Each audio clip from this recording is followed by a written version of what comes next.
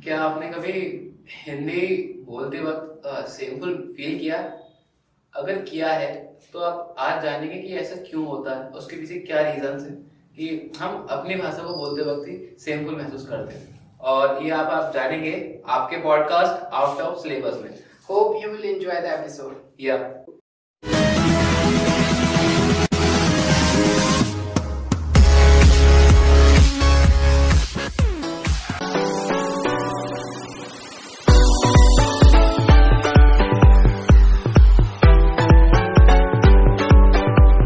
अनी भाई, आप बताएंगे कि मतलब हम इंडियंस को अपनी मदर टंग बोलते हुए भी ऐसा सेमफुल क्यों महसूस होता है, क्यों फील होता है, क्यों हम सोचते हैं कि हम कमजोर हैं? एक्चुअली इसका सबसे बड़ा जो रीजन है वो है ब्रिटिश कोलोनाइजेशन।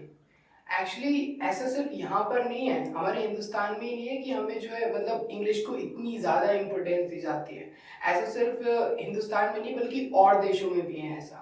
ऐसा इसलिए है क्योंकि आई थिंक इट वाज 1922 जहाँ पर जो ब्रिटिश एम्पायर था वो अपने पीक पर था। वर्ल्ड का आई थिंक 1/3 और I still remember the exact percent, it was 25%। 25% of the world was colonized by the British Empire. 25% जो लैंड थी वो ब्रिटिश एम्पायर के कब्जे में थी। तो that is the main reason कि जो जो मतलब बेसिकली अंग्रेजों ने क्या किया, जहां पर भी उनकी कॉलोनीज थी, साउथ अफ्रीका और जहां पर भी उनकी कॉलोनीज थी, वहां पर उन्होंने क्या किया, वहां पर जो है उन्होंने इंग्लिश को एलिट कर दिया। एलिट का मतलब जो होता है जो सबसे आई वुड से कि जो हाई क्लास के लोग होते हैं वो इंग्लिश बोलते थे। तो इसीलिए जो है इंग्लिश को उन्होंने एक एलिट बना दिया और जो बाकी वहां की जो लोकल लैंग्वेजेस थी वो नीचे दब कर रह गई, क्योंकि उन्होंने जो इंग्लिश को क्या किया, इंग्लिश को एलिट बना दिया। And that was the reason. और बेसिकली पता है जब ब्रिटिशर्स हमारे हिंदुस्तान में आए तो उन्होंने ऐसा नहीं किया कि उन्होंने खुद हिंदी सीखी, ऐसा नहीं किया उन्होंने, उन्होंने जो है हमें इंग्लिश सिखाई। इसके बारे में थोड़ा बहुत जाना भी था। तो उसमें ये आता है कि जब ब्रिटिशर्स इंडिया आए थे तो उनको काम करवाने में, कम्युनिकेट करने में बहुत तकलीफ होती थी, बहुत मुश्किल होती थी कि वो इंग्लिश जानते थे, हिंदी नहीं जानते थे, और हम लोग हिंदी जानते थे, इंग्लिश नहीं जानते थे। तो उन्होंने क्या किया, हमारे जो भी एजुकेशन सिस्टम था या फिर जो भी लोग थे उन लोगों को इंग्लिश सिखाने स्टार्ट करी, ना कि हिंदी सीखने की बजाय हम लोगों को इंग्लिश सीखनी स्टार्ट करवा दी। और उन्होंने इस तरीके से फ्रेम कर दी सारी चीजें कि हमें इंग्लिश सीखनी पड़ी। एक मणिकर्णिका फिल्म का बहुत अच्छा डायलॉग है कि अंग्रेजी हमारा हुनर तो हो सकती है लेकिन मातृभाषा नहीं। नेवर। या दैट इज द थिंग कि देखिए जो इंग्लिश है वो ऑपरेशन लेवल पे बहुत ज्यादा जरूरी है। बेसिकली बताइए क्या हुआ कि जब ब्रिटिशर्स चले गए, जो कॉलोनीज पर उन्होंने एम्पायर बना रखा था वो भी खत्म हो गया। लेकिन उसके बाद भी अगर आप जो इंटरनेट था, उसका इंटरनेट का जो इन्वेंशन हुआ था वो अमेरिका में हुआ था। फेसबुक, गूगल, इंस्टाग्राम, बाकी जो सारी जो कंपनीज हैं वो सारी इंग्लिश में थी। इवन पता है जो हमारे टाइपराइटर्स थे, बेसिकली आपने कीबोर्ड इस्तेमाल, सभी ने कीबोर्ड इस्तेमाल किया है, जो कीबोर्ड थे उन पर जो लेटर्स थे वो भी इंग्लिश के ही थे, क्योंकि वो सारी चीजें अमेरिका में हुई थी। और इवन एक्चुअली ऐसा था कि जो ब्रिटिशर्स थे उन्होंने अमेरिका पर भी रूल किया था। So that's why all these colonies were influenced by the Britishers. So इसीलिए जो जो इंग्लिश थी, और खासकर हिंदुस्तान में कुछ ज्यादा ही है कि इंग्लिश जो है सिर्फ एक लैंग्वेज नहीं, एक क्लास बन गई। हाँ, that is the main reason actually.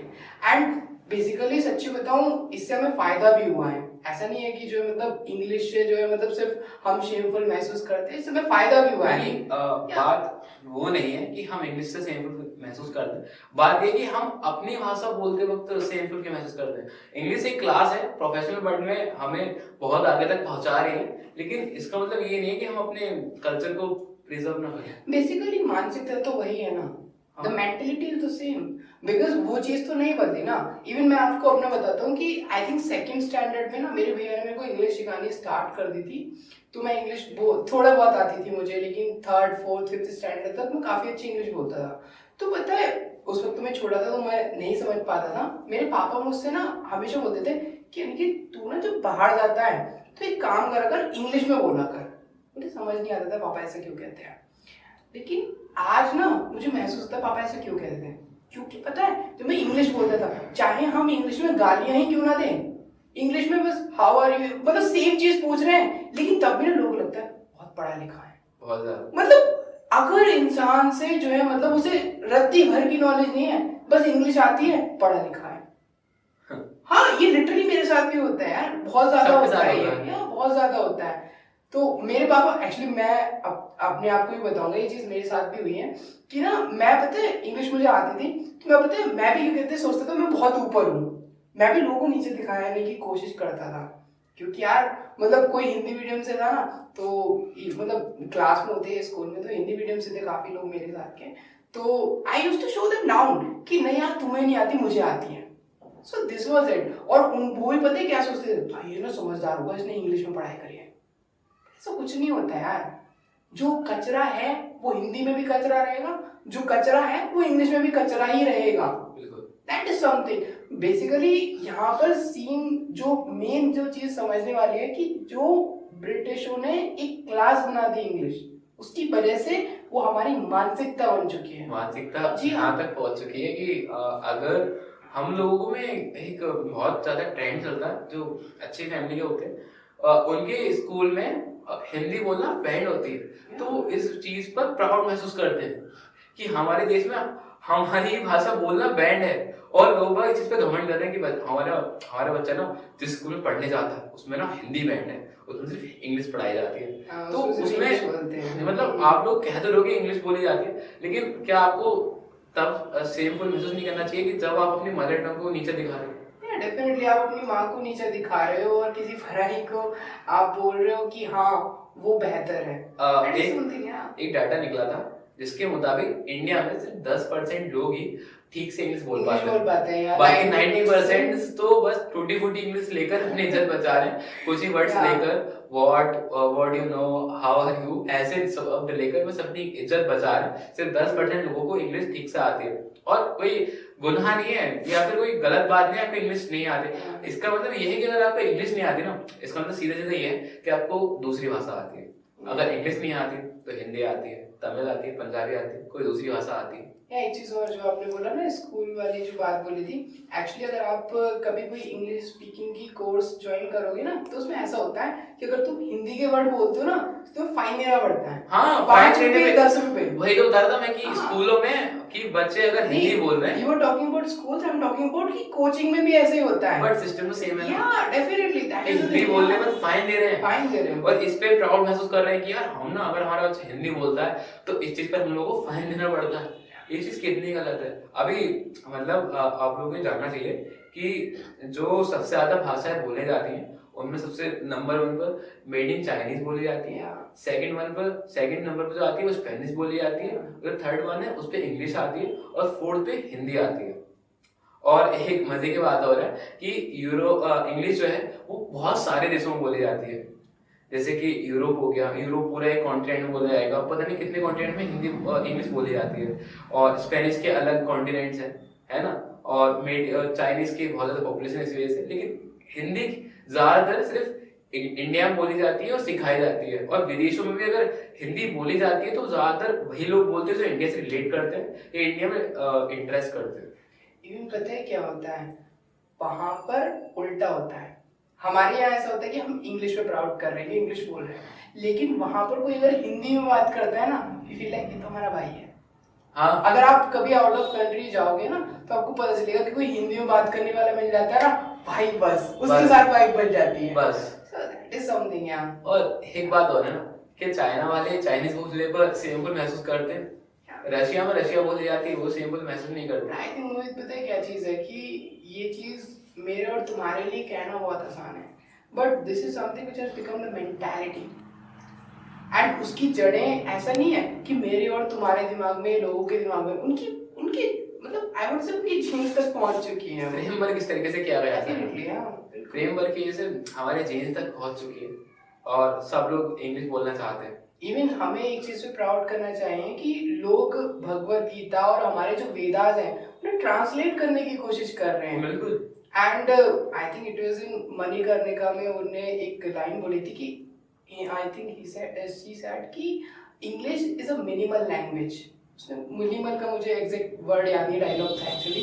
तो उसने बोला था कि जो है एक बहुत ही खाली भाषा है अंग्रेजी, इससे कुछ पता नहीं चलता, कंटेक्स्ट हर कंटेक्स्ट में अलग होती है।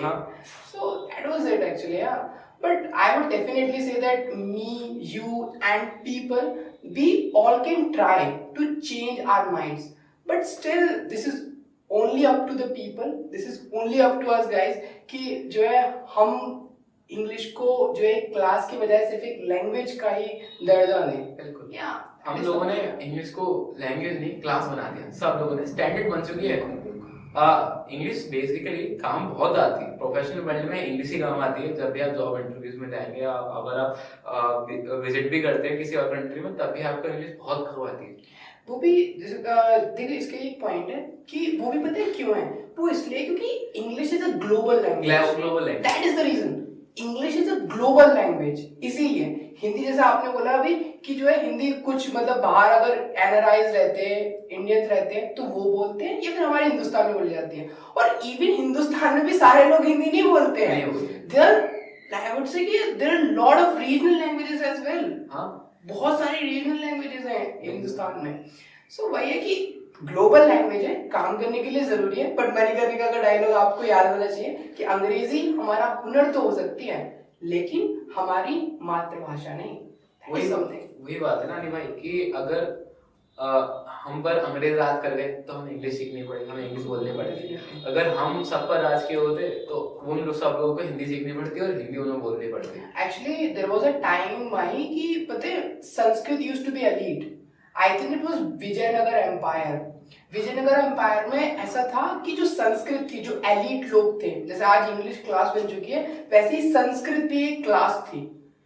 बट जैसे ही विजयनगर एम्पायर डिक्लाइन होने लगा वैसे ही संस्कृत जो है खत्म होने लगा। That is the thing. वैसे ही क्या कहते हैं जो है हमारा जो इंग्लिश का बेसिकली जो ब्रिटिश एम्पायर वो तो कब का कोलैप्स हो चुका है।